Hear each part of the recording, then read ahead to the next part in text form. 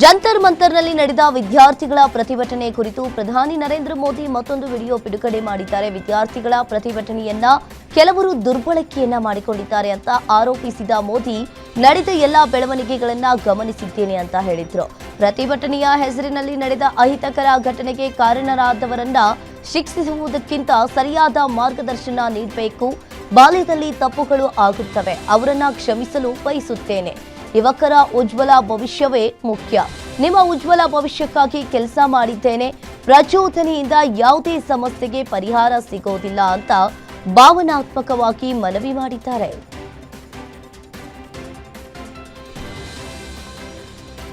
ನೂರ 5 ದಿನಗಳ ಸೆರೆವಾಸದ ಬಳಿಕ ಮಾಜಿ ಸಚಿವ ವಿನಯ್ ಕುಲಕರ್ಣಿ ಜೈಲಿನಿಂದ ಹೊರಬಂದಿದ್ದಾರೆ. ಹೈಕೋರ್ಟ್ ಜಾಮೀನು ಆದೇಶದ ಪ್ರತಿ ತಲುಪ್ತಾ ಇದ್ದಂತೆಯೇ ಪರಪ್ಪನ ಅಗ್ರಹಾರ ಕೇಂದ್ರ ಕಾರಾಗೃಹದಿಂದ ಬಿಡುಗಡೆಗೊಂಡ ವಿನಯ್ಗೆ ಅಭಿಮಾನಿಗಳು ಹೂವಿನ ಹಾರವನ್ನ ಹಾಕಿ ಭರ್ಜರಿಯಾಗಿ ಸ್ವಾಗತವನ್ನ ಕೋರಿದ್ರು.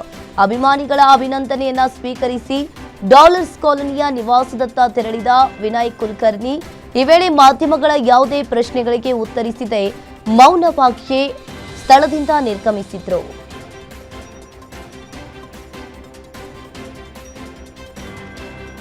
ಹಾಸನ ಜಿಲ್ಲೆಯಲ್ಲಿ ಮತ್ತೆ ಕಾಡಾನೆ ದಾಳಿ, ಜೀವ ಬಲಿಯಾಗಿದೆ. ಇನ್ನು ಬೇಲೂರು ತಾಲೂಕಿನ ಹಿರೇಹಸಡೆ ಗ್ರಾಮದ ಸಮೀಪ ಕನಗುಪ್ಪೆ ಗ್ರಾಮದ 55 ವರ್ಷದ ಧರ್ಮರಾಜ್ ಕಾಡಾನೆ ದಾಳಿಗೆ ಬಲಿಯಾಗಿದ್ದಾನೆ.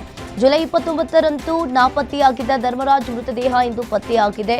ಬಸ್ನಿಂದ ಇಳಿದು ಮನೆಗೆ ತೆರಳುತ್ತಾ ಇದ್ದ ವೇಳೆ ಕಾಡಾನೆ ದಾಳಿ ನಡೆಸಿದೆ ಎನ್ನಲಾಗಿದೆ. ಈ ಘಟನೆಗೆ ಆಕ್ರೋಶಗೊಂಡ ಸಂಬಂಧಿಕರು ಮೃತದೇಹ ಎತ್ತಲು ನಿರಾಕರಿಸಿ ಪ್ರತಿಭಟನೆ ನಡೆಸಿದ್ದು, ಕಾಡಾನೆ ಹಾವಳಿಗೆ ಶಾಶ್ವತ ಪರಿಹಾರ ನೀಡುವಂತೆ ಸರ್ಕಾರದ ವಿರುದ್ಧ ಆಕ್ರೋಶವನ್ನ ವ್ಯಕ್ತಪಡಿಸಿದ್ದಾರೆ.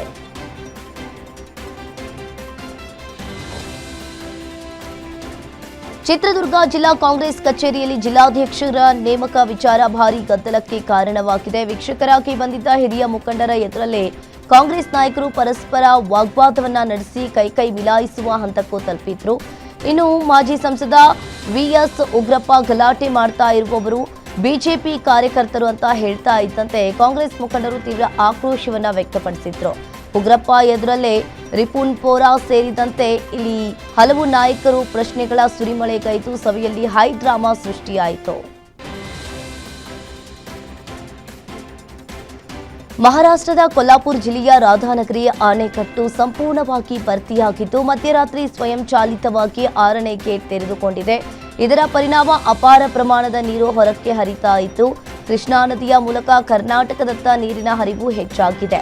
ಪಂಚಗಂಗಾ ನದಿಯಲ್ಲೂ ನೀರಿನ ಮಟ್ಟ ಏರಿಕೆಯಾಗಿದೆ. 9 ಟಿಎಂಸಿ ಸಾಮರ್ಥ್ಯದ ರಾಧಾನಗರಿ ಅಣೆಕಟ್ಟಿನ ಪವರ್ ಹೌಸ್ನಿಂದ 2828 ಕ್ಯೂಸೆಕ್ ನೀರನ್ನ ಬಿಡುಗಡೆ ಮಾಡಲಾಗ್ತಾ ಇದ್ದು ಇನ್ನು ನದಿ ಪಾತ್ರದ ಜನರು ಎಚ್ಚರಿಕೆಯಿಂದ ಇರಲು ಸೂಚಿಸಲಾಗಿದೆ. ಮಹಾರಾಷ್ಟ್ರದ ಪಶ್ಚಿಮ ಘಟ್ಟದಲ್ಲಿ ಮಳೆ ಮುಂದುವರಿದ ಹಿನ್ನೆಲೆಯಲ್ಲಿ ಕೊಯ್ನಾ ಜಲಾಶಯ ಬಹುತೇಕವಾಗಿ ಭರ್ತಿಯಾಗಿದೆ. ಇನ್ನು ಜಲಾಶಯದಿಂದ 6000 ಕ್ಯೂಸೆಕ್ ನೀರನ್ನು ಕೃಷ್ಣಾ ನದಿಗೆ ಬಿಡುಗಡೆ ಮಾಡಲಾಗಿದ್ದು ಅದರ ಹರಿವು ಕರ್ನಾಟಕದತ್ತ ಹೆಚ್ಚಾಗಲಿದೆ. 105 ಟಿಎಂಸಿ ಸಾಮರ್ಥ್ಯದ ಕೊಯ್ನಾ ಡ್ಯಾಂ ಈಗಾಗಲೇ 85% ಭರ್ತಿಯಾಗಿದೆ. ಸದ್ಯ ಕೃಷ್ಣಾ ನದಿಯಲ್ಲಿ ಸುಮಾರು 90,000 ಕ್ಯೂಸೆಕ್ ನೀರು ಹರಿತಾ ಇದ್ದು ಚಿಕ್ಕೋಡಿ ಭಾಗದ ರಸ್ತೆ ಹಾಗೂ ಸೇತುವೆಗಳು ಜಲಾವೃತವಾಗುವ ಸಾಧ್ಯತೆ ಹಿನ್ನೆಲೆ ಎಚ್ಚರಿಕೆಯನ್ನು ವಹಿಸಲಾಗಿದೆ.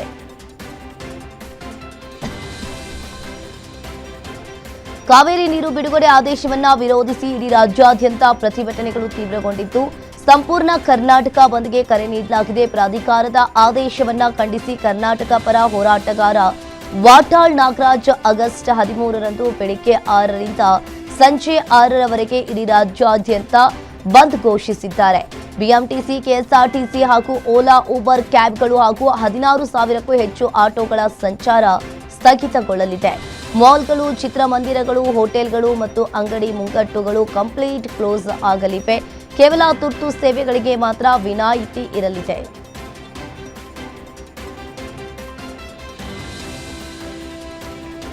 ಕಾವೇರಿ ನೀರು ಬಿಡುಗಡೆ ವಿರೋಧಿಸಿ ಆಗಸ್ಟ್ 13ಕ್ಕೆ ಕರೆ ನೀಡಿರುವ ಕರ್ನಾಟಕ ಬಂದ್ ಅಗತ್ಯವಿಲ್ಲ ಅಂತ ಮುಖ್ಯಮಂತ್ರಿ ಡಿಕೆ ಶಿವಕುಮಾರ್ ಮನವಿ ಮಾಡಿದ್ದಾರೆ. ಬಂದ್ನಿಂದ ಸಾರ್ವಜನಿಕರು ಹಾಗೂ ವ್ಯಾಪಾರಸ್ಥರಿಗೆ ಅನಗತ್ಯ ತೊಂದರೆಯಾಗಲಿದೆ ಅಂತ ಅವರು ಹೋರಾಟಗಾರರು ಬಂದ್ ಕೈಬಿಡುವಂತೆ ಕೋರಿದ್ರು. ಕಾವೇರಿ ವಿಚಾರದಲ್ಲಿ ರಾಜ್ಯದ ಜನರು ಮತ್ತು ರೈತರ ಪರವಾಗಿ ಸರ್ಕಾರ ದೃಢವಾಗಿ ನಿಂತಿದೆ ಅಂತ ಡಿಕೆಶಿ ಶೀಘ್ರದಲ್ಲೇ ಸರ್ವಪಕ್ಷ ಸಭೆ ಕರೆದು ಮುಂದಿನ ಹೋರಾಟದ ದಿಕ್ಕು ಮತ್ತು ಪ್ರಮುಖ ತೀರ್ಮಾನಗಳನ್ನು ಕೈಗೊಳ್ಳುವುದಾಗಿ ಸ್ಪಷ್ಟಪಡಿಸಿದರು.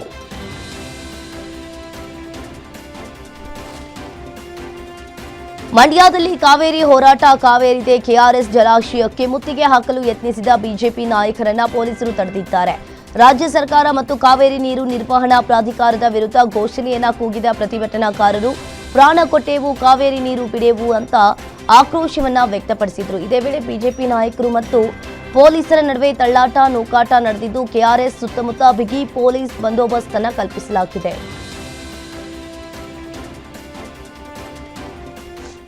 ಕಾವೇರಿ ನೀರು ಬಿಡುಗಡೆ ವಿಚಾರವಾಗಿ ಮಾಜಿ ಮುಖ್ಯಮಂತ್ರಿ ಬಿಎಸ್ ಯಡಿಯೂರಪ್ಪ ರಾಜ್ಯ ಸರ್ಕಾರದ ವಿರುದ್ಧ ತೀವ್ರ ವಾಗ್ದಾಳಿಯನ್ನು ನಡೆಸಿದ್ದಾರೆ. ಮಂಡ್ಯದ ಪ್ರತಿಭಟನೆಯಲ್ಲಿ ಮಾತನಾಡಿದ ಅವರು, ಸಿಎಂ ಡಿಕೆ ಶಿವಕುಮಾರ್ ಅವರಿಗೆ ರೈತರ ಬಗ್ಗೆ ಕಾಳಜಿಯೇ ಇಲ್ಲ ಅಂತ ಆರೋಪಿಸಿದ್ರು. ನೀರು ಬಿಡಬಾರದಿತ್ತು. ಕಾವೇರಿ ನೀರು ಪ್ರಾಧಿಕಾರದ ಆದೇಶವನ್ನ ಸುಪ್ರೀಂ ಕೋರ್ಟ್ನಲ್ಲಿ ಪ್ರಶ್ನಿಸಬೇಕಿತ್ತು. ದೆಹಲಿಯಲ್ಲಿ ರಾಹುಲ್ ಗಾಂಧಿ ಮನೆ ಬಾಗಿಲು ಕಾಯುವುದಕ್ಕಿಂತ ರೈತರ ಹಿತ ಕಾಪಾಡಿ ಅಂತ ಸರ್ಕಾರವನ್ನ ತರಾಟೆಗೆ ತೆಗೆದುಕೊಂಡ್ರು.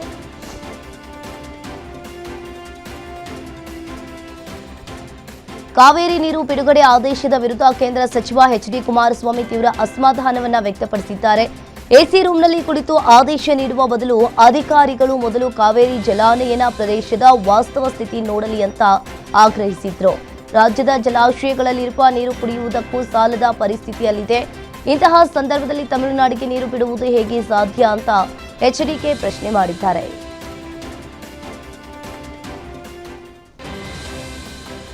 ತಮಿಳುನಾಡಿಗೆ ಕಾವೇರಿ ನೀರು ಬಿಡುಗಡೆ ವಿರೋಧಿಸಿ ಮಂಡ್ಯದಲ್ಲಿ ಹೋರಾಟ ಮತ್ತಷ್ಟು ತೀವ್ರಗೊಂಡಿದೆ. ಶ್ರೀರಂಗಪಟ್ಟಣ ತಾಲೂಕಿನ ಕೆಆರ್ಎಸ್ ಜಲಾಶಯದ ಮುಖ್ಯ ದ್ವಾರದ ಮುಂದೆ ಕನ್ನಡಿಗರು ರಕ್ಷಣಾ ವೇದಿಕೆ ಕಾರ್ಯಕರ್ತರು ಉರುಳು ಸೇವೆ ಮಾಡಿ ವಿನೂತನವಾಗಿ ಪ್ರತಿಭಟನೆ ನಡೆಸಿದ್ರು. ಯಾವುದೇ ಕಾರಣಕ್ಕೂ ತಮಿಳುನಾಡಿಗೆ ನೀರು ಬಿಡಬಾರದು ಅಂತ ಆಗ್ರಹಿಸಿದ ಪ್ರತಿಭಟನಾಕಾರರು ರಾಜ್ಯ ಸರ್ಕಾರ, ಸಿಡಬ್ಲ್ಯೂಆರ್ಸಿ ಹಾಗೂ ಸಿಡಬ್ಲ್ಯೂಎಂಎ ವಿರುದ್ಧ ತೀವ್ರ ಘೋಷಣೆಯನ್ನ ಕೂಗಿ ಆಕ್ರೋಶವನ್ನ ಹೊರಹಾಕಿದ್ರು. ಕಾವೇರಿ ವಿವಾದದ ನಡುವೆ ಆಗಸ್ಟ್ 3ರಂದು ತಮಿಳುನಾಡು ಮುಖ್ಯಮಂತ್ರಿ ವಿಜಯ್ ಜೊತೆ ನಿಗದಿಯಾಗಿದ್ದ ಸಭೆಯನ್ನ ಕರ್ನಾಟಕ ಸರ್ಕಾರ ಮುಂದೂಡಿದೆ.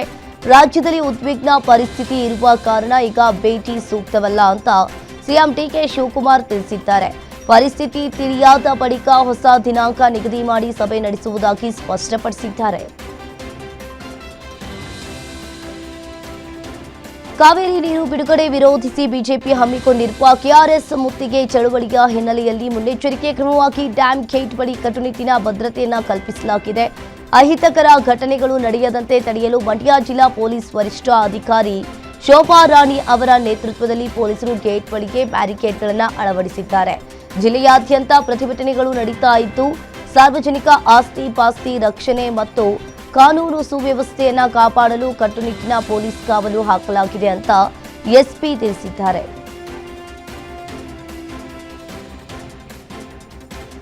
ಕಾವೇರಿ ನೀರು ಬಿಡುಗಡೆ ವಿರೋಧಿಸಿ ರಾಮನಗರದಲ್ಲೂ ಹೋರಾಟ ತೀವ್ರಗೊಂಡಿದೆ. ಐಜೂರು ವೃತ್ತದಲ್ಲಿ ಕೃಷ್ಣೇಗೌಡ ಬಣದ ಕಾರ್ಯಕರ್ತರು ರಸ್ತೆಗೆ ಹಸುಗಳನ್ನು ತಂದು ವಿನೂತನವಾಗಿ ಪ್ರತಿಭಟನೆ ನಡೆಸಿದ್ರು. ಕೇಂದ್ರ ಸರ್ಕಾರ ಹಾಗೂ ತಮಿಳುನಾಡು ವಿರುದ್ಧ ಘೋಷಣೆಯನ್ನ ಕೂಗಿದ ಪ್ರತಿಭಟನಾಕಾರರು ರಕ್ತ ಕೊಟ್ಟೆವು, ನೀರು ಕೊಡೆವು ಅಂತ ಆಕ್ರೋಶವನ್ನ ವ್ಯಕ್ತಪಡಿಸಿದ್ರು. ಯಾವುದೇ ಕಾರಣಕ್ಕೂ ನೀರು ಬಿಡಬಾರದು, ಆದೇಶವನ್ನ ಉಲ್ಲಂಘಿಸಿದ್ರೆ ಉಗ್ರ ಹೋರಾಟ ನಡೆಸುವುದಾಗಿ ಎಚ್ಚರಿಕೆಯನ್ನ ನೀಡಿದ್ರು.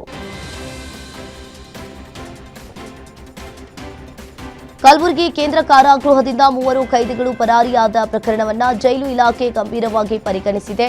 ಡಿಜಿಪಿ ಅಲೋಕ್ ಕುಮಾರ್ ಜೈಲಿಗೆ ಭೇಟಿ ನೀಡಿ ಪರಿಶೀಲನೆಯನ್ನ ನಡೆಸಿದ್ದು, ಕರ್ತವ್ಯ ಲೋಪದ ಆರೋಪದಡಿ ಅಧಿಕಾರಿಗಳು ಹಾಗೂ ಸಿಬ್ಬಂದಿಯನ್ನ ಅಮಾನತುಗೊಳಿಸಲಾಗಿದೆ.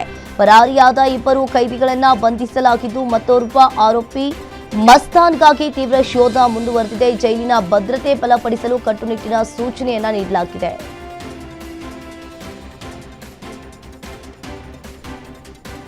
ಕೇರಳದ ವಯನಾಡು ಭಾಗದಲ್ಲಿ ಸುರಿತಾ ಇರುವ ಭಾರೀ ಮಳೆಯ ಪರಿಣಾಮವಾಗಿ ಕಬಿನಿ ಜಲಾಶಯಕ್ಕೆ ನೀರಿನ ಒಳಹರಿವು ಹೆಚ್ಚಾಗಿದೆ.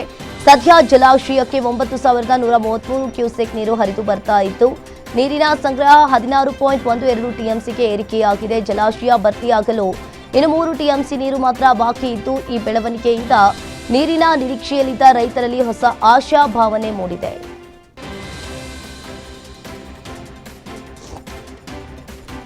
ಒಂದೇ ದಿನದಲ್ಲಿ ಬತ್ತಿ ಹೋಗಿದ್ದ ಭೀಮಾ ನದಿ ಜೀವಕಳೆ ಪಡೆದುಕೊಂಡಿದೆ. ಮಹಾರಾಷ್ಟ್ರದ ಗುರುಸನಗಿ ಬ್ಯಾರೇಜ್ನಿಂದ 50,000 ಕ್ಯೂಸೆಕ್ ನೀರು ಬಿಡುಗಡೆಗೊಂಡ ಹಿನ್ನೆಲೆಯಲ್ಲಿ ಭೀಮೆ ಉಕ್ಕಿ ಹರಿತಾ ಇದೆ. ಇದರ ಪರಿಣಾಮವಾಗಿ ವೀರಾಂಜನೇಯ ಹಾಗೂ ಕಂಗಳೇಶ್ವರ ದೇವಾಲಯಗಳು ಜಲಾವೃತವಾಗಿವೆ. ಭಕ್ತರು ದೂರದಿಂದಲೇ ದರ್ಶನವನ್ನ ಪಡಿತಾ ಇದ್ರೆ ಮತ್ತೊಂದು ಕಡೆ ಭೀಮೆಗೆ ನೀರು ಬಂದಿರುವುದು ಬೆಳೆಗಾಗಿ ಕಾಯ್ತಾ ಇದ್ದ ರೈತರ ಮುಖದಲ್ಲಿ ಮಂದಹಾಸ ಮೂಡಿಸಿದೆ.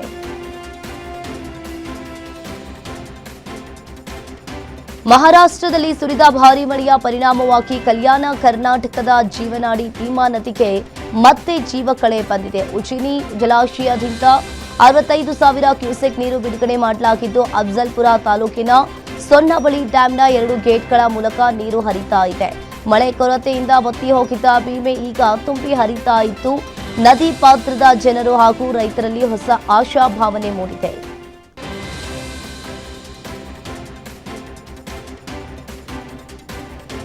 ಬೀದರ್ ಜಿಲ್ಲೆಯ ಕಮಲನಗರ ತಾಲೂಕಿನ ಬಾಲೂರ್ ಗ್ರಾಮದ ಸರ್ಕಾರಿ ಶಾಲೆಯು ಶಿಥಿಲಗೊಂಡಿದ್ದ ಗೋಡೆ ನಿರಂತರವಾಗಿ ಮಳೆಯಿಂದ ಕುಸಿದಿದೆ. ಶಾಲಾ ಮಕ್ಕಳು ಮನೆಗೆ ತೆರಳಿದ ಬಳಿಕ ಘಟನೆ ಸಂಭವಿಸಿದ್ದರಿಂದ ಅನಾಹುತ ತಪ್ಪಿದೆ. ಈ ಘಟನೆ ಗ್ರಾಮಸ್ಥರಲ್ಲಿ ಆತಂಕವನ್ನ ಮೂಡಿಸಿದ್ದು, ಶಿಥಿಲಾವಸ್ಥೆಯಲ್ಲಿರುವ ಸರ್ಕಾರಿ ಶಾಲಾ ಕಟ್ಟಡಗಳನ್ನು ತಕ್ಷಣ ಪರಿಶೀಲಿಸಿ ಅಗತ್ಯ ದುರಸ್ತಿ ಕಾಮಗಾರಿ ಕೈಗೊಳ್ಳುವಂತೆ ಜಿಲ್ಲಾಡಳಿತವನ್ನ ಗ್ರಾಮಸ್ಥರು ಇಲ್ಲಿ ಒತ್ತಾಯಿಸಿದ್ದಾರೆ.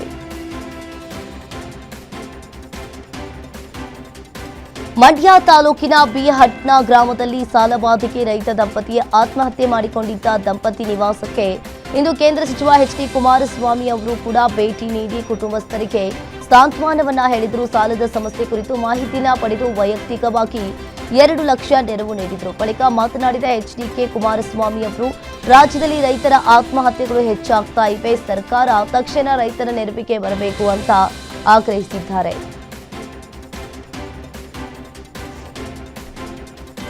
ಕಲಬುರಗಿ ಜಿಲ್ಲೆಯಲ್ಲಿ ಹಣದ ವಿವಾದ ದುರಂತಕ್ಕೆ ಕಾರಣವಾಗಿದೆ. ಸೇಡಂ ರೈಲ್ವೆ ಸೇತುವೆ ಕಾಮಗಾರಿಯ ಕೂಲಿ ಹಣ ಕೇಳಿದ್ದಕ್ಕೆ ಕಾಂಗ್ರೆಸ್ ಮುಖಂಡ ಅರವಿಂದ್ ಚೌಹಾಣ್ ಆವಾಜ್ ಹಾಕಿದ್ರು ಎಂಬ ಆರೋಪ ಕೇಳಿಬಂದಿದೆ.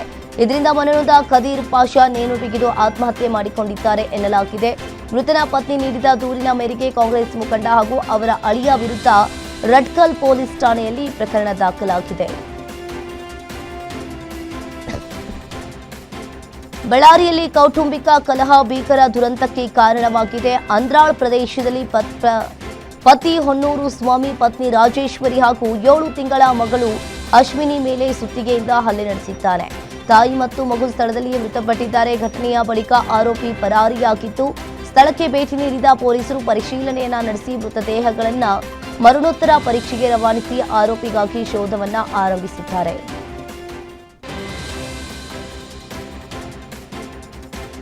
ಹಳೆ ದ್ವೇಷವನ್ನ ಮನಸ್ಸಿನಲ್ಲಿ ಇಟ್ಕೊಂಡು ಯುವಕನೊಬ್ಬನನ್ನ ಬರ್ಬರವಾಗಿ ಕೊಲೆ ಮಾಡಿರುವ ಘಟನೆ ಚಿಕ್ಕಬಳ್ಳಾಪುರ ಜಿಲ್ಲೆಯಲ್ಲಿ ನಡೆದಿದೆ. ನಗರದ ಶಾಂತಿನಗರದ ನಿವಾಸಿ 27 ವರ್ಷದ ಅಬೀಬ್ ಕೊಲೆಯಾದ ದುರ್ದೈವಿ. ತಡರಾತ್ರಿ ಹೊಂಚು ಹಾಕಿ ಕುಳಿತಿದ್ದ ದುಷ್ಕರ್ಮಿಗಳು ಈ ಕೃತ್ಯ ಎಸಗಿದ್ದಾರೆ. ಅಬೀಬ್ ನಡೆದುಕೊಂಡು ಹೋಗ್ತಾ ಇದ್ದಾಗ ಹಿಂದಿನಿಂದ ಬಂದ ಆರೋಪಿಗಳು ಏಕಾಏಕಿ ತಲೆಗೆ ಕಲ್ಲು ಎತ್ತಾಕಿ ಕೊಲೆಗೈದು ಎಸ್ಕೇಪ್ ಆಗಿದ್ದಾರೆ. ಸ್ಥಳಕ್ಕೆ ನಗರ ಪೊಲೀಸರು ಭೇಟಿ ನೀಡಿ ಪರಿಶೀಲನೆಯನ್ನ ನಡೆಸಿದ್ದಾರೆ.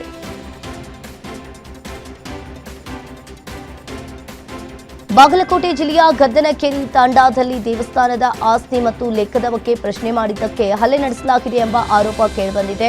ಕೊಡಲಿ ಹಾಗೂ ಕಟ್ಟಿಗೆಯಿಂದ 4 ಸೇರಿ ಹಲ್ಲೆ ನಡೆಸಿದ್ದಾರೆ ಎನ್ನಲಾಗಿದ್ದು, ಗಾಯಾಳುಗಳು ಎಸ್ಪಿ ಕಚೇರಿಗೆ ದೂರು ನೀಡಿ ಬಳಿಕ ಜಿಲ್ಲಾಸ್ಪತ್ರೆಗೆ ದಾಖಲಾಗಿದ್ದಾರೆ. ಇನ್ನು ಪ್ರಕರಣದಲ್ಲಿ ಜಿಲ್ಲಾ ಪಂಚಾಯಿತಿ ಮಾಜಿ ಸದಸ್ಯ ಹೂವಪ್ಪ ರಾಠೋಡ್ ಹಾಗೂ ರತ್ನಪ್ಪ ರಾಠೋಡ್ ಬೆಂಬಲಿಗರ ವಿರುದ್ಧ ಆರೋಪ ಕೇಳಿಬಂದಿದ್ದು, ಗ್ರಾಮೀಣ ಪೊಲೀಸ್ ಠಾಣೆಯಲ್ಲಿ ಪ್ರಕರಣ ದಾಖಲಾಗಿದೆ.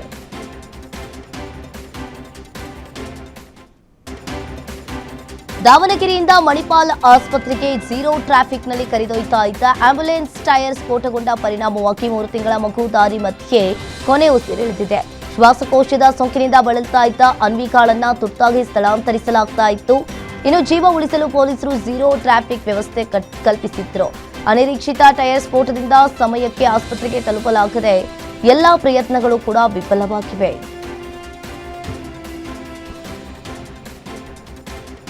ತುಮಕೂರು ಜಿಲ್ಲೆ ಚಿಕ್ಕನಾಯಕನಹಳ್ಳಿ ತಾಲೂಕಿನ ಅಶ್ರೀಹಾಳ್ ಗ್ರಾಮದಲ್ಲಿ ಅರೆಬೆಂದ ಸ್ಥಿತಿಯಲ್ಲಿ ಮಹಿಳೆಯ ಶವ ಪತ್ತೆಯಾಗಿದೆ.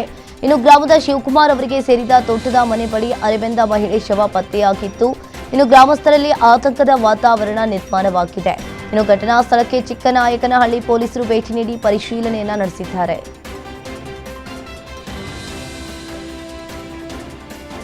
ಬಾಗಲಕೋಟೆ ಜಿಲ್ಲೆಯ ಜಮಖಂಡಿ ತಾಲೂಕಿನ ಚಿಕ್ಕಪಡಸಲಗಿ ಬಳಿ ನಡೆದ ಭೀಕರ ರಸ್ತೆ ಅಪಘಾತದಲ್ಲಿ ಬ್ಯಾಂಕ್ ಉದ್ಯೋಗಿ ನಿತಿನ್ ಚಂಕೇರಿ ಸ್ಥಳದಲ್ಲಿಯೇ ಮೃತಪಟ್ಟಿದ್ದಾರೆ.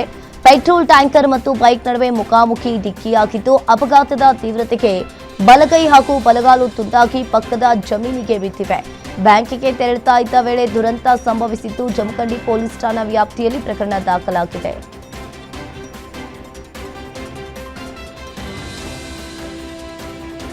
ರಸ್ತೆ ದಾಟ್ತಾ ಇದ್ದ ಯುವಕನಿಗೆ ಲಾರಿ ಡಿಕ್ಕಿಯಾಗಿ ಸ್ಥಳದಲ್ಲಿಯೇ ಮೃತಪಟ್ಟಿರುವ ಘಟನೆ ಬೆಳಗಾವಿ ಜಿಲ್ಲೆಯ ಕಿತ್ತೂರು ಪಟ್ಟಣದಲ್ಲಿ ನಡೆದಿದೆ. ಬಸ್ನಿಂದ ಇಳಿದು ರಸ್ತೆ ದಾಟ್ತಾ ಇದ್ದ ವೇಳೆ ಲಾರಿಯೊಂದು ವೇಗವಾಗಿ ಯುವಕನಿಗೆ ಡಿಕ್ಕಿ ಹೊಡೆದಿದೆ. ರಭಸವಾಗಿ ಲಾರಿ ಡಿಕ್ಕಿಯಾದ ಪರಿಣಾಮವಾಗಿ ಕಲಾಭಾವಿ ಗ್ರಾಮದ ನಿವಾಸಿ ಶ್ರವಣ್ ಕುಮಾರ್ ಸ್ಥಳದಲ್ಲಿಯೇ ಮೃತಪಟ್ಟಿದ್ದಾನೆ. ಇನ್ನು ಘಟನಾ ಸ್ಥಳಕ್ಕೆ ಪೊಲೀಸರು ಭೇಟಿ ನೀಡಿ ಪರಿಶೀಲನೆಯನ್ನ ನಡೆಸಿದ್ದಾರೆ. ಈ ಘಟನೆಗೆ ಸಂಬಂಧಪಟ್ಟಂತೆ ಕಿತ್ತೂರು ಪೊಲೀಸ್ ಠಾಣಾ ವ್ಯಾಪ್ತಿಯಲ್ಲಿ ಪ್ರಕರಣ ದಾಖಲಾಗಿದೆ. ಬೈಕ್ಗೆ ಸಾರಿಗೆ ಬಸ್ ಡಿಕ್ಕಿಯಾಗಿ ಬಸ್ನಡಿ ಸಿಲುಕಿ ಬೈಕ್ ಸವಾರ ಮೃತಪಟ್ಟಿರುವ ಘಟನೆ ರಾಯಚೂರು ನಗರದ ಗಾಂಧಿ ಚೌಕ್ ಬಳಿ ನಡೆದಿದೆ. ನಿನ್ನೆ ಸಂಜೆ ಚಂದ್ರಮೌನೇಶ್ವರ ವೃತ್ತದಿಂದ ಬಸ್ ನಿಲ್ದಾಣಕ್ಕೆ ಸಾರಿಗೆ ಬಸ್ ಹೊರಟಿತ್ತು. ಇದೇ ವೇಳೆ ಆಗಮಿಸಿದ ಬೈಕ್ಗೆ ಬಸ್ ಡಿಕ್ಕಿಯಾಗಿದೆ. ಅಪಘಾತದಲ್ಲಿ ಬಸ್ನಡಿ ಸಿಲುಕಿ ಗಂಭೀರವಾಗಿ ಗಾಯಗೊಂಡಿದ್ದ ಯಾಸಿನ್ ಅವರನ್ನ ರಾಯಚೂರಿನ ಓಪೆಕ್ ಆಸ್ಪತ್ರೆಯಲ್ಲಿ ಚಿಕಿತ್ಸೆ ಕೊಡಿಸಲಾಗಿತ್ತು. ಇಂದು ಚಿಕಿತ್ಸೆ ಫಲಿಸದೆ ಯಾಸಿನ್ ಮೃತಪಟ್ಟಿದ್ದಾರೆ. ಘಟನೆ ಸಂಬಂಧ ರಾಯಚೂರು ನಗರ ಟ್ರಾಫಿಕ್ ಠಾಣೆಯಲ್ಲಿ ಪ್ರಕರಣ ದಾಖಲಾಗಿದೆ.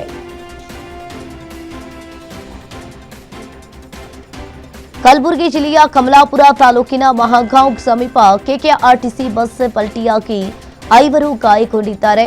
ಬೀದರ್ನಿಂದ ಕಲಬುರಗಿಯತ್ತ ಬರ್ತಾ ಇದ್ದ ಬಸ್ ಚಾಲಕನ ನಿಯಂತ್ರಣ ತಪ್ಪಿ ರಸ್ತೆ ಬದಿಯ ತಗ್ಗುಗುಂಡಿಗೆ ಉರುಳಿ ಬಿದ್ದಿದೆ. ಚಾಲಕ, ನಿರ್ವಾಹಕ ಸೇರಿದಂತೆ 5ರಿಗೆ ಸಣ್ಣಪುಟ್ಟ ಗಾಯಗಳಾಗಿದ್ದು, ಬಸ್ನಲ್ಲಿ ಪ್ರಯಾಣಿಕರು ಕಡಿಮೆ ಸಂಖ್ಯೆಯಲ್ಲಿದ್ದ ಕಾರಣ ಭಾರೀ ಅನಾಹುತ ತಪ್ಪಿದೆ. ಈ ಘಟನೆಗೆ ಸಂಬಂಧಪಟ್ಟಂತೆ ಮಹಾಗಾಂವ್ ಪೊಲೀಸ್ ಠಾಣಾ ವ್ಯಾಪ್ತಿಯಲ್ಲಿ ಪ್ರಕರಣ ದಾಖಲಾಗಿದೆ. ಬಾಗಲಕೋಟೆ ಜಿಲ್ಲೆಯ ಎಳಕಲ್ ಸಮೀಪ ರೈತನ ದನದ ಶೆಡ್ಗೆ ಆಕಸ್ಮಿಕವಾಗಿ ಬೆಂಕಿ ತಗಲಿ ಒಂದು ಎಮ್ಮೆ ಹಾಗೂ ಒಂದು ಕರು ಸುಟ್ಟು ಕರಕಲಾಗಿದೆ. ಈರಪ್ಪ ಹೊಲಗೇರಿ ಅವರಿಗೆ ಸೇರಿದ ಶೆಡ್ನಲ್ಲಿ ಸಂಭವಿಸಿದ ಅವಘಡದಲ್ಲಿ ಇತರೆ ಜಾನುವಾರುಗಳಿಗೂ ಗಾಯಗಳಾಗಿವೆ. ಸ್ಥಳಕ್ಕೆ ಭೇಟಿ ನೀಡಿದ ಪಶುಸಂಗೋಪನಾ ಇಲಾಖೆ ಅಧಿಕಾರಿಗಳು ಪರಿಶೀಲನೆಯನ್ನ ನಡೆಸಿ ರೈತರಿಗೆ ಸೂಕ್ತ ಪರಿಹಾರ ನೀಡುವುದಾಗಿ ಭರವಸೆಯನ್ನ ನೀಡಿದ್ದಾರೆ.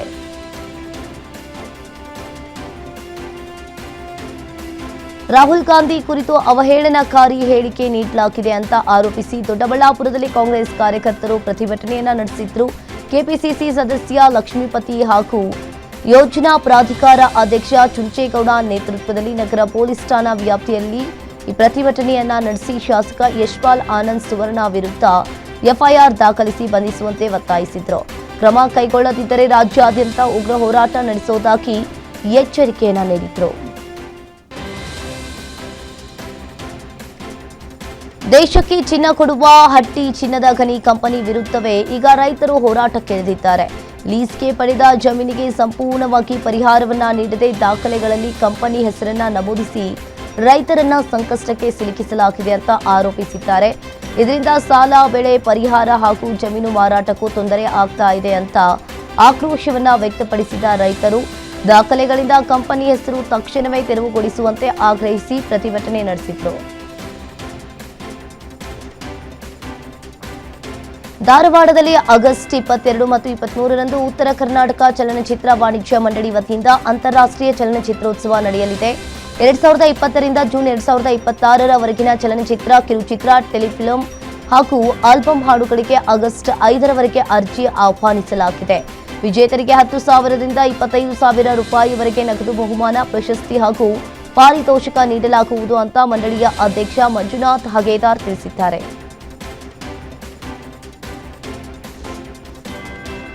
ಶ್ರೀ ಆದಿಚುಂಚನಗಿರಿ ಮಠದಲ್ಲಿ ಸಂಪಿಗೆ ಸಿನಿಮಾಕ್ಕೆ ಅದ್ದೂರಿಯಾಗಿ ಮುಹೂರ್ತ ನೆರವೇರಿದೆ. ನಟಿ ಸಾನಿಯಾ ಅಯ್ಯರ್ ಕ್ಲಾಪ್ ಮಾಡುವ ಮೂಲಕ ಚಿತ್ರಕ್ಕೆ ಚಾಲನೆಯನ್ನ ನೀಡಿದ್ರು. ಗಿರಿಗೌಡ ನಿರ್ದೇಶನ, ರುದ್ರಕುಮಾರ್ ನಿರ್ಮಾಣದ ಈ ಚಿತ್ರದಲ್ಲಿ ದರ್ಶನ್ ಅಭಿಮಾನಿ ವರ್ಧನ್ ನಾಯಕನಾಗಿ ನಟಿಸ್ತಾ ಇದ್ದಾರೆ. ಹೆಣ್ಣಿನ ಮೇಲಿನ ದೌರ್ಜನ್ಯದ ಸುತ್ತ ಸಾಗುವ ಮರ್ಡರ್ ಮಿಸ್ಟ್ರಿ ಕಥಾ ಹಂದರ ಹೊಂದಿರುವ ಈ ಸಿನಿಮಾದ ಚಿತ್ರೀಕರಣ ಆಗಸ್ಟ್ನಿಂದ ಮೇಲುಕೋಟೆ ಹಾಗೂ ಕಣ್ಣೂರಿನಲ್ಲಿ ಆರಂಭವಾಗಲಿದೆ.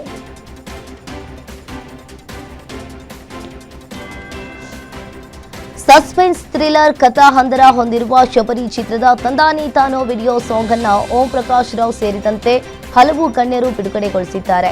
ನಿರ್ದೇಶಕ ವರಟ ಶ್ರೀ ಅವರೇ ಸಾಹಿತ್ಯ ಬರೆದಿರುವ ಈ ಹಾಡಿಗೆ ಬಿಆರ್ ಹೇಮಂತ್ ಕುಮಾರ್ ಸಂಗೀತವನ್ನ ನೀಡಿದ್ದು, ಅಶ್ವಿನ್ ಶರ್ಮಾ ಧ್ವನಿಯಾಗಿದ್ದಾರೆ.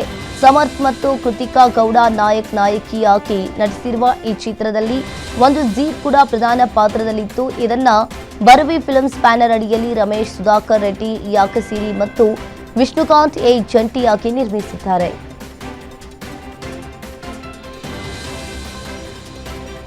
ಉತ್ತರಾಖಂಡ್ನ ರುದ್ರಪ್ರಯಾಗದಲ್ಲಿ ಭಾರೀ ಮಳೆಯಿಂದ ಪ್ರವಾಹದ ಆತಂಕ ಎದುರಾಗಿದೆ. ಧಾರಾಕಾರ ಮಳೆಯಿಂದ ಅಲಕನಂದಾ ನದಿ ಅಪಾಯದ ಮಟ್ಟ ಮೀರಿ ಹರಿತಾ ಇತ್ತು. ನದಿ ತೀರದ ಪ್ರದೇಶಗಳಲ್ಲಿ ಮುನ್ನೆಚ್ಚರಿಕೆ ಕ್ರಮ ಕೈಗೊಳ್ಳಲಾಗಿದೆ. ಪ್ರವಾಹದ ಭೀತಿ ಹಿನ್ನೆಲೆಯಲ್ಲಿ ನದಿ ದಂಡೆಗಳಿಗೆ ನಿರ್ಬಂಧ ವಿಧಿಸಲಾಗಿತ್ತು. ಹಲವು ಶಾಲೆಗಳಿಗೆ ರಜೆ ಘೋಷಿಸಲಾಗಿದೆ. ಪರಿಸ್ಥಿತಿ ಮೇಲೆ ಜಿಲ್ಲಾಡಳಿತ ನಿರಂತರವಾಗಿ ನಿಗಾ ವಹಿಸಿದೆ.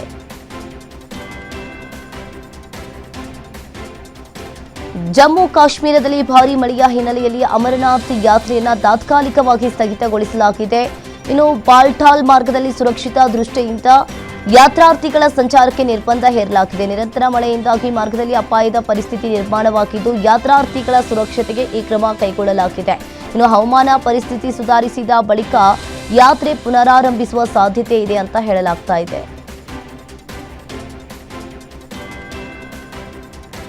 ಹಿಮಾಚಲ ಪ್ರದೇಶದ ಮನಾಲಿಯಲ್ಲಿ ಮಳೆರಾಯಿನ ಅಬ್ಬರಕ್ಕೆ ಜನಜೀವನ ಅಸ್ತವ್ಯಸ್ತವಾಗಿದೆ. ಭಾರೀ ಮಳೆಯಿಂದ ಏಕಾಏಕಿ ಪ್ರವಾಹ ಪರಿಸ್ಥಿತಿ ನಿರ್ಮಾಣವಾಗಿತ್ತು.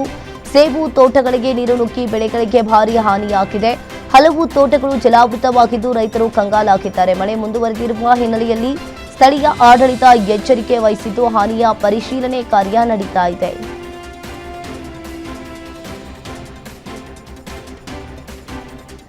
ತಮಿಳುನಾಡಿನ ಮದುರೈ ಜಿಲ್ಲೆಯ ವಡಿಪಟ್ಟಿಯಲ್ಲಿ ಪೊಲೀಸರು ಮತ್ತು ಪಿಸಿಕೆ ಕಾರ್ಯಕರ್ತರ ನಡುವೆ ಘರ್ಷಣೆ ನಡೆದಿದೆ. ಪಕ್ಷದ ಧ್ವಜ ಕಂಬ ತೆರವುಗೊಳಿಸಿದ ವಿಚಾರವಾಗಿ ಆಕ್ರೋಶಗೊಂಡ ಕಾರ್ಯಕರ್ತರು ಪ್ರತಿಭಟನೆ ನಡೆಸಿದ್ದು, ಇದೇ ವೇಳೆ ಪೊಲೀಸರು ಮತ್ತು ಕಾರ್ಯಕರ್ತರ ನಡುವೆ ವಾಗ್ವಾದ ಹಾಗೂ ಘರ್ಷಣೆ ಉಂಟಾಗಿದೆ. ಪರಿಸ್ಥಿತಿ ನಿಯಂತ್ರಿಸಲು ಪೊಲೀಸರು ಕ್ರಮ ಕೈಗೊಂಡಿದ್ದು ಸ್ಥಳದಲ್ಲಿ ಬಿಗಿ ಭದ್ರತೆಯನ್ನು ಕಲ್ಪಿಸಲಾಗಿದೆ.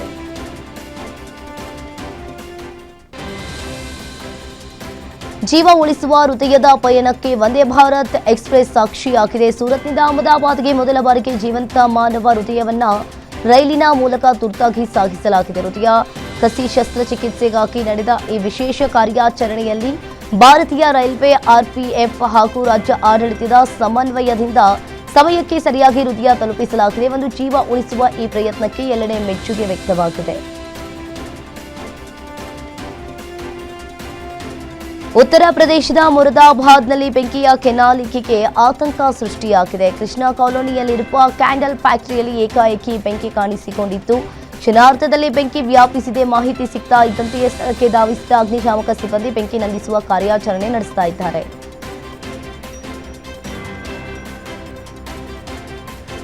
2020ರ ದೆಹಲಿ ಗಲಭೆ ವೇಳೆ ಐಬಿ ಅಧಿಕಾರಿ ಅಂಕಿತ್ ಶರ್ಮಾ ಹತ್ಯೆ ಪ್ರಕರಣದಲ್ಲಿ ಕರ್ಕರಡುಮಾ ನ್ಯಾಯಾಲಯ ಮಹತ್ವದ ತೀರ್ಪು ನೀಡಿದೆ. ಇಲ್ಲಿ ಮಾಜಿ ಕಾರ್ಪೊರೇಟರ್ ತಾಹಿರ್ ಹುಸೇನ್ ಸೇರಿದಂತೆ 5 ಆರೋಪಿಗಳಿಗೆ ಜೀವಾವಧಿ ಶಿಕ್ಷೆಯನ್ನು ವಿಧಿಸಲಾಗಿದೆ. ತೀರ್ಪು ಪ್ರಕಟವಾಗ್ತಾ ಇದ್ದಂತೆ ನ್ಯಾಯಾಲಯದ ಆವರಣದಲ್ಲಿ ಬಿಗಿ ಭದ್ರತೆಯನ್ನು ಕಲ್ಪಿಸಲಾಗಿತ್ತು.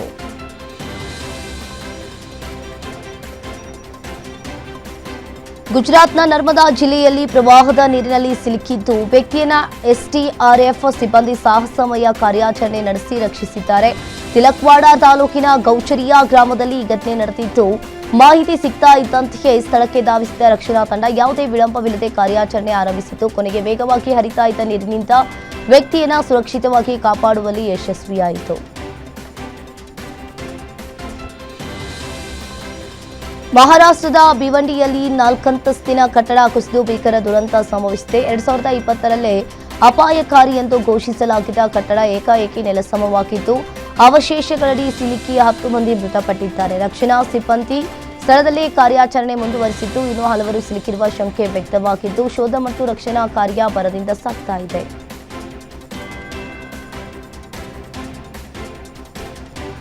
ಜಮ್ಮು ಕಾಶ್ಮೀರದ ಕುಲ್ಗಾಮ್ ಜಿಲ್ಲೆಯಲ್ಲಿ ಗುಂಡಿನ ದಾಳಿ ನಡೆದಿದೆ. ದುಷ್ಕರ್ಮಿಗಳು ನಡೆಸಿದ ಗುಂಡಿನ ದಾಳಿಯಲ್ಲಿ ಓರ್ವ ವ್ಯಕ್ತಿ ಮೃತಪಟ್ಟಿದ್ದು, ಮತ್ತೋರ್ವ ಗಾಯಗೊಂಡಿದ್ದಾರೆ. ಗಾಯಾಳುವನ್ನ ಆಸ್ಪತ್ರೆಗೆ ದಾಖಲಿಸಿ ಚಿಕಿತ್ಸೆ ನೀಡಲಾಗ್ತಾ ಇದೆ. ಘಟನಾ ಸ್ಥಳಕ್ಕೆ ಭದ್ರತಾ ಪಡೆಗಳು ಹಾಗೂ ಪೊಲೀಸರು ಭೇಟಿ ನೀಡಿ ಪರಿಶೀಲನೆ ನಡೆಸಿದ್ದು, ದಾಳಿಕೋರರ ಪತ್ತೆಗೆ ಶೋಧ ಕಾರ್ಯ ಆರಂಭಿಸಿ ಪ್ರಕರಣದ ತನಿಖೆಯನ್ನ ಮುಂದುವರಿಸಿದ್ದಾರೆ.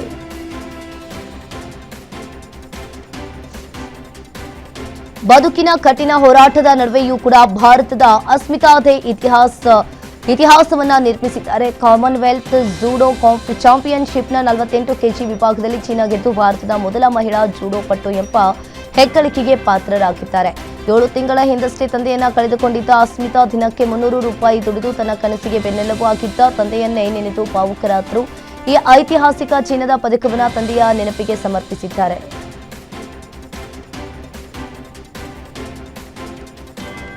ಕಾಮನ್ವೆಲ್ತ್ ಗೇಮ್ಸ್ 2026ರ ಜಾವೆಲಿನ್ ಥ್ರೋನಲ್ಲಿ ಭಾರತಕ್ಕೆ ಡಬಲ್ ಪದಕದ ಸಂಭ್ರಮ ಸಿಕ್ಕಿದೆ. ಸ್ಟಾರ್ ಅಥ್ಲೀಟ್ ನೀರಜ್ ಚೋಪ್ರಾ ಬೆಳ್ಳಿ ಪದಕ ಗೆದ್ದು ಮಿಂಚಿದ್ರೆ ಯಶ್ವೀರ್ ಸಿಂಗ್ ಕಂಚಿನ ಪದಕ ತಮ್ಮದಾಗಿಸಿಕೊಂಡಿದ್ದಾರೆ. ಈ ಮೂಲಕ ಒಂದೇ ಸ್ಪರ್ಧೆಯಲ್ಲಿ ಇಬ್ಬರು ಭಾರತೀಯರು ವೇದಿಕೆಯನ್ನು ಹಂಚಿಕೊಂಡು ಇತಿಹಾಸವನ್ನ ನಿರ್ಮಿಸಿದ್ದಾರೆ. ಭಾರತದ ತ್ರಿವರ್ಣ ಧ್ವಜದ ಗೌರವ ಹೆಚ್ಚಿಸಿದ ಈ ಸಾಧನೆಗೆ ವ್ಯಾಪಕವಾಗಿ ಮೆಚ್ಚುಗೆ ವ್ಯಕ್ತವಾಗಿದೆ.